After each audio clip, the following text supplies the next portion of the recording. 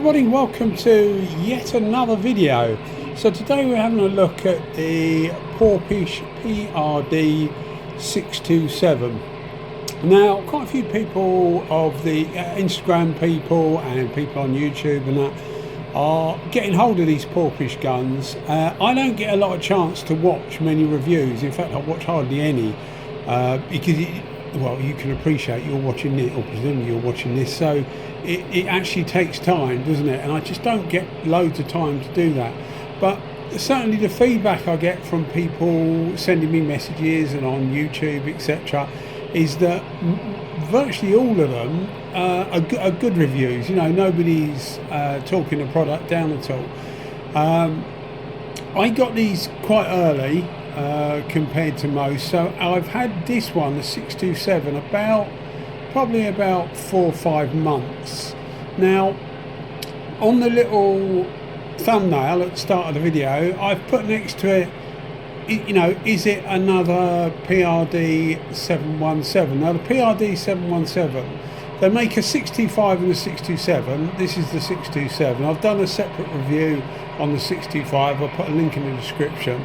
The body of the gun is exactly the same. It's just the needle, the tip, and the cap, which is, I say just, but that's basically what changes the whole gun. The 7 series, so the PRD715, they actually do a 716 as well, but for my purposes, I'm interested in the 715 and the 717. When I originally did an unboxing of this, I did an unboxing of the 717 and compared it to the 715, and I did the same with the 625 and this 627. And what I noticed was the pattern is actually it's slightly different. So this isn't, with the PRD 625 and the 715, you would find it difficult to split the two. They are completely different physical guns, but they spray more or less the same as each other. Which is very, very good and very, very fast. Now the split tip guns, both of them, the 717 and this 627, as you would expect, it actually slows the gun down, but you do get finer atomization. So it depends what you want to do. But when I was looking at the pattern on first unboxing this, I thought that pattern looked slightly different, and also the pressure that you needed to get the pattern was slightly more. So that set me thinking that this thing was going to act differently to the 717, which it actually does. It's not worse, it's not better, it's not worse, but it is different. It's more like using a W400 WBX or a WS400 type gun, in that I use this at 2 bar. It's perfectly happy at 2 bar. If you try the 717 at 2 bar, the pattern, it depends on the viscosity of your clear coat. The thicker the clear coat, the more it will hold on to the pattern as you increase the pressure.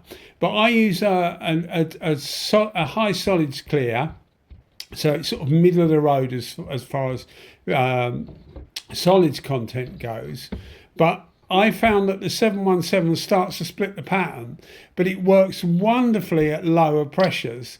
This thing will still work really well at lower pressures, but it allows you to put the pressure up to get the finish. So it is actually slightly different, and this thing doesn't, the 627 doesn't allow you to go down so much in pressure and get as good results as the 717. Now I think that's quite good, because it means what you've got is two separate types of gun. As I say, the 717, or should I say the 7 series and the 6 series, physically are quite different. It's a slightly smaller form factor on the 6 series. They're a bit lighter, they're not as chunky. I quite like the 6 series, but I do like the 7 series as well. It depends what you want and what you like, really. But there's definitely a place, and this is a really good excuse to buy 2 spray guns or more. Well, that's my excuse anyway, if the wife's watching. The 627 and the 717, it is definitely worth having both in your arsenal. And given that these things sell, I think these are slightly cheaper than the 717, but these things sell for about 250 US dollars. They've given us a discount code. Actually, they give a few people on YouTube a discount code, and initially it was 10%, but for some reason, well, certainly for me they have, I don't know whether they have for other people as well, that they've reduced it from 10% to 5%. So I'll put a link in the description to their website, and I'll put it's just Pete Hobby in capitals, but I'll put the discount down and etc. in a link in the description. So if you want to go and buy one of these things, at least you can get a little bit of discount. As far as I know, that discount code still operates, but as I say, they reduced the discount from 10% to 5%. I'm guessing they're having no trouble selling these things at all, which would not surprise me really, because they are very well made. I've had my 7 series, the first one I got, the 715, over a year now. I've used it quite a bit. I've lent it to 3 different people who have all been really happy with it. A couple of them have bought one. I haven't had any problems with it at all. So it works absolutely fine.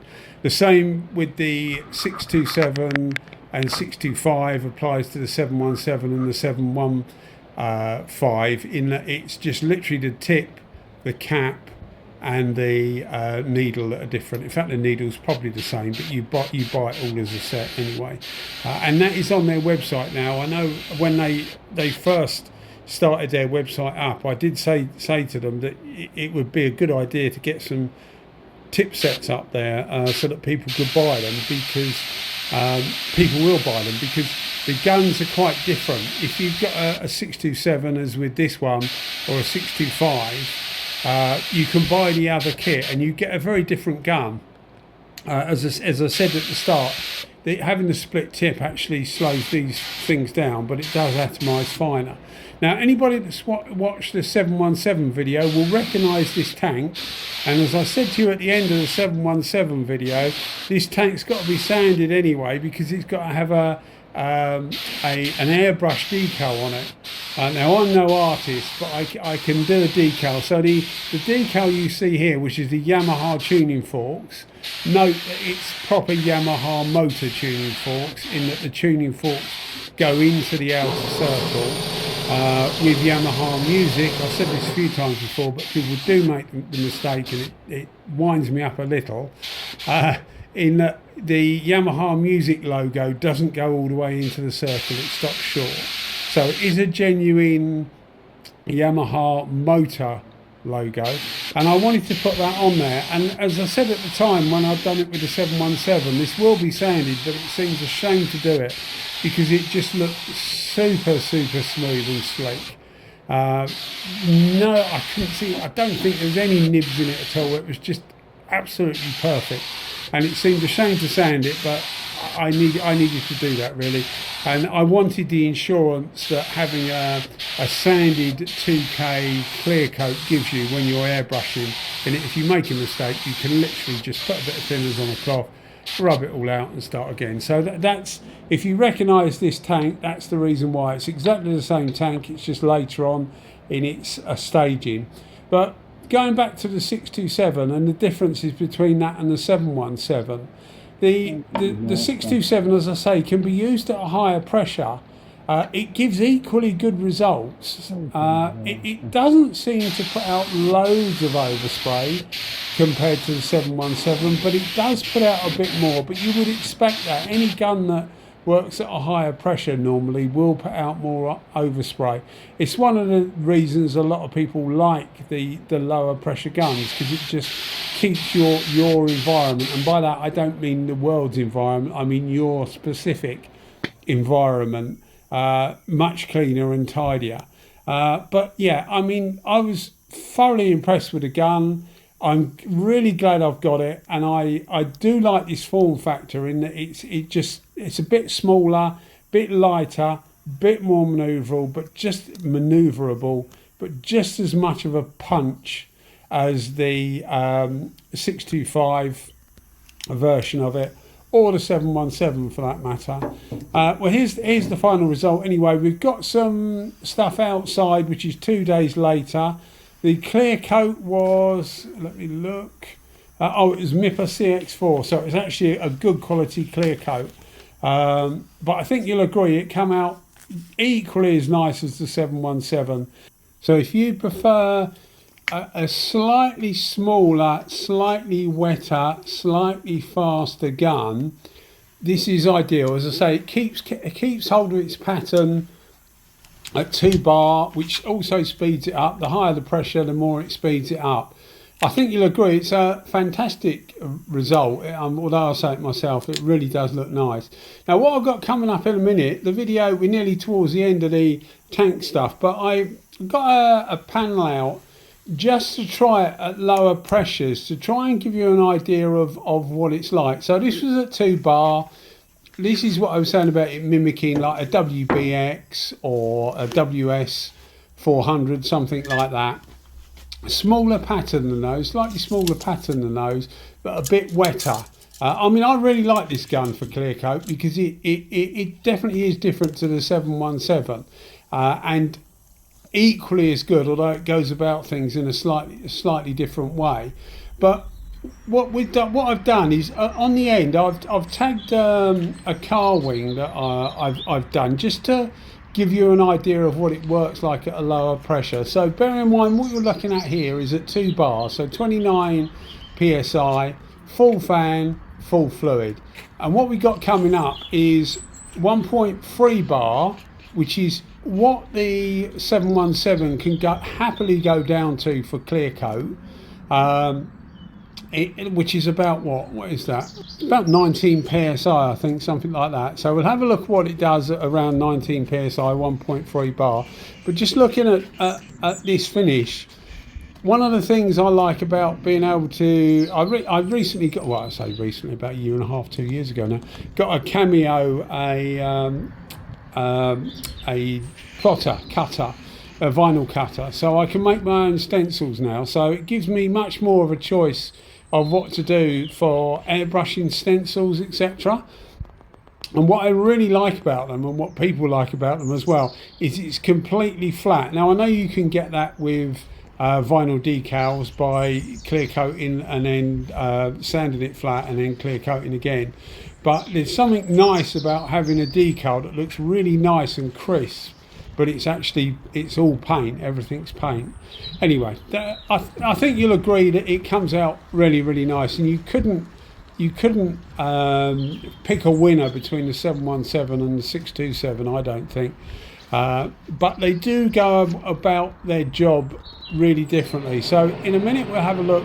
Now we're coming up as a panel, and I'm using that at 1.3, and what I found at 1.3 or 19 psi is that the pattern still held together as you would expect, but the atomization just isn't as fine. The atomization at that sort of pressure just isn't as fine. I don't know whether you'd expect that or not, really. I mean, both of these are 4 split tips, but again, I'll put a link in the description, and you can see the way they've gone about actually manufacturing the tips are quite different. There's a diffuser on one which is missing on the other one. This is the one where it's missing, and I think that's more of a way of getting more air through, getting the flow of air through faster, and that's why I think that this runs better at a higher pressure. But you'll see at the moment, or you'll see in a minute, that the results you get with this at the lower pressure are quite acceptable. In fact, that they would be, as good as you would get with say a W400 Balearia at 2 bar. A lot of the conventional spray guns, GTI Pro Light with a TE20, something like that, you would get as good a finish as you get with this, but this actually uses a lot lower pressure. Now this isn't CX4 for this. We actually used the U-Pol clear coat, U-Pol 2081, which tends to flow slightly better, I find, than the 2080. this is known as a production clear. So the idea of it is that it doesn't give, as far as I understand it anyway, it doesn't give quite as flat a finish as the 2080.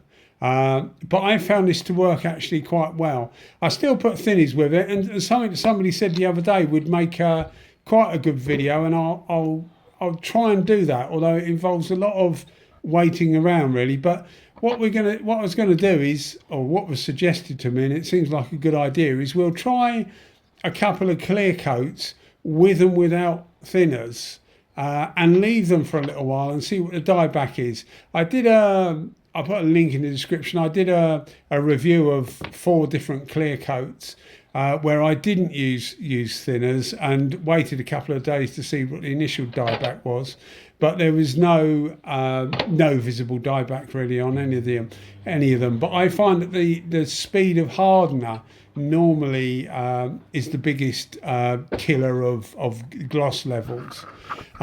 You'll see me, I do say this quite often, but I will just point it out again. You'll see me just now using a microwave to warm clear coat up. I'm sure it isn't a done thing, and I'm sure it shouldn't be done, but it is what I do, and I find that it works really, really well for me. The UK is a relatively cool country.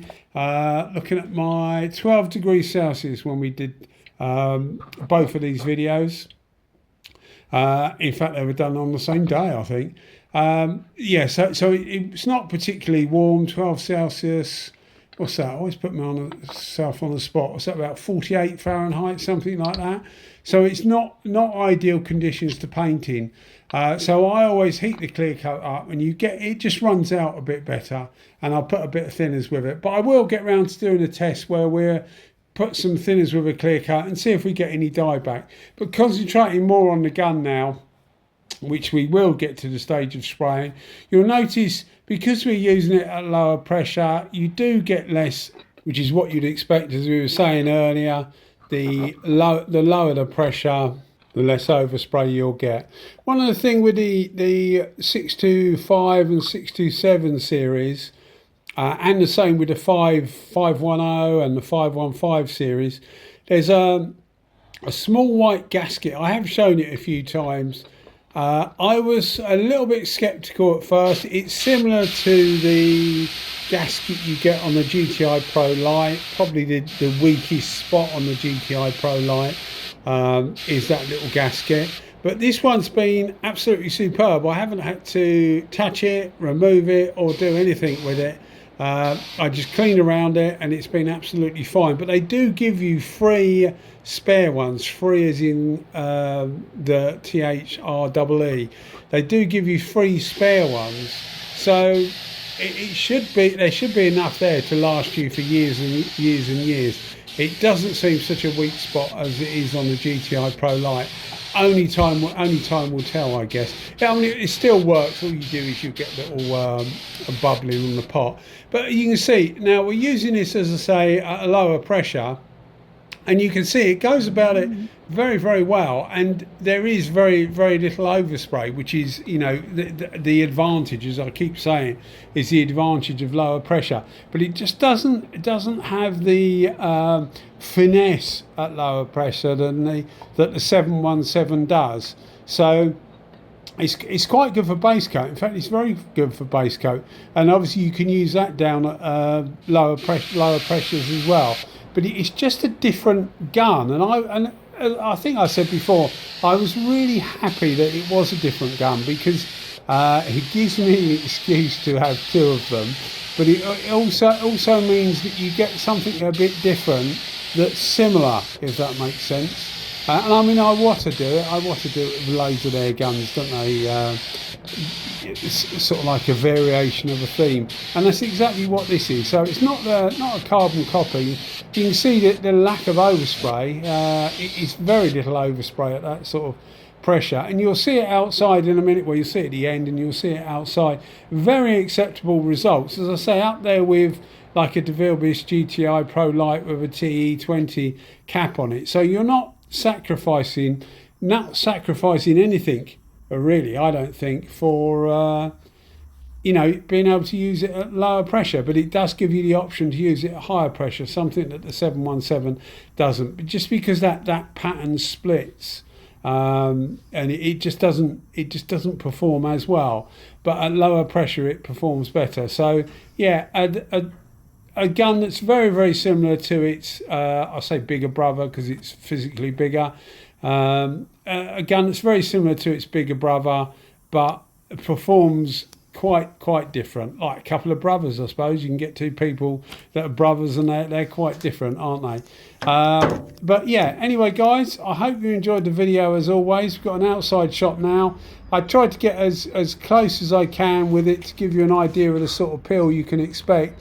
But even at 1.3 bar, so 19 psi, it still did a fantastic result. And bear in mind, this is a U-pole clear coat, so it's not as good quality as the CX4. It just doesn't flow out quite as well. Anyway, as I say, I hope you enjoyed the video. As always, guys, thanks for watching, and I'll keep making them. And if you are enjoying them, maybe think about giving us a thumbs up and a subscription. Cheers, guys. Bye-bye.